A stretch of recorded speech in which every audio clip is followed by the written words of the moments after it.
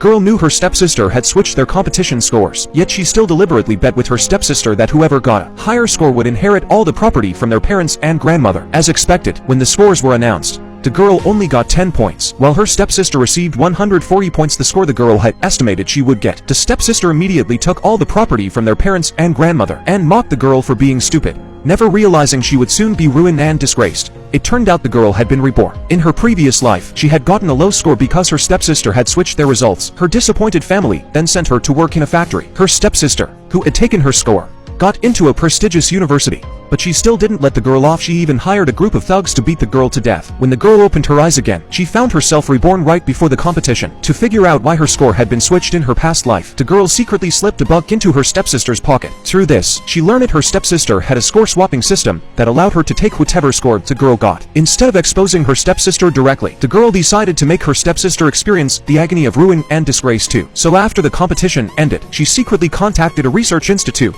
and helped them solve a difficult problem that had troubled them for years. In return, she received a recommendation letter for admission to a top university. Her stepsister, completely unaware of this, even urged their grandmother, father, and mother to put up all the family's property, so bet on the day the scores came out whoever had a higher score between her and the girl would get all the family assets. In the end, the stepsister won the family property with her high score of 140 points. But just as she was proudly mocking the girl, the admission officer from the top university suddenly showed up and announced that the only student admitted was the girl. Everyone froze in place upon hearing this, and the stepsister even accused the officer of making a mistake. After all, she had ranked first and should have been the one admitted.